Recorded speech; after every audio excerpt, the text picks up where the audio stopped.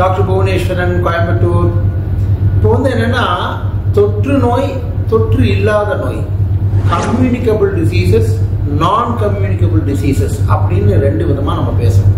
இது ஏன் இதை சொல்கிறேன் அப்படின்னா, பொதுவாக நம்ம தொற்று நோய்னு நம்ம எல்லாத்துக்கும் தெரியும். கிருமிகள்னால வருது, வைரஸ்னால வருது, ஒரு இடத்துல இன்னொருத்தருக்கு பரவும்.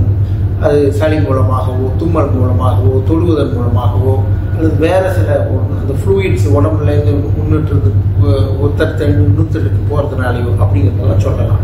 பட் இதில் இதுதான் உலகத்தை ஒரு காலத்தில் ரொம்ப ஆட்டி படைச்சிட்டு இருந்துச்சு. முன்னாடிலாம் பார்த்தீங்கன்னா பிளேக்கு, டைஃபாய்டு இந்த மாதிரிலாம் லட்சக்கணக்கான பேர் இறங்குற மாதிரி எல்லாம் நடந்திருக்கு. ஆனால் இப்போ முக்கியமாக நம்ம என்ன உறுதி பண்ணுறோம் அப்படின்னா NCD, called as non communicable diseases. அது என்ன NCD அப்படின்னா ரொம்ப சிம்பிள். லைஃப் ஸ்டைல்னால வரக்கூடிய பல டிசீசஸ், நம் வாழ்க்கை முறையினால் வரக்கூடிய பல விதமான நோய்கள். அது என்ன? முக்கியமாக எடுத்துட்டீங்கன்னா சர்க்கரை, ரத்த கொதிப்பு, அதிகமான கொலஸ்ட்ரால், உடம்புல பிளட்டில் அதிகமான கொழுப்பு சத்து, இதெல்லாம் தான் நான் கம்யூனிகபிள் டிசீசஸில் வருது. ஒபிசிட்டி, உடல் பருமன். அப்போது இது ஏன் பற்றி சொல்கிறோம் அப்படின்னா, முன்னால் ஒரு மனிதனுக்கு இந்த தொற்று நோய் காரணமாக நிறைய உயிர் பாதிப்புகள் ஏற்பட்டு இருந்துச்சு. ஆனால் இப்போ பார்த்தீங்கன்னா இந்த hyper tension, diabetes, high cholesterol, இதன் மூலமாக இருதய நோய்களும், இதை தவிர கேன்சரும் ரொம்ப முக்கியமான ஒரு நான் கம்யூனிகபிள் டிசீஸ்.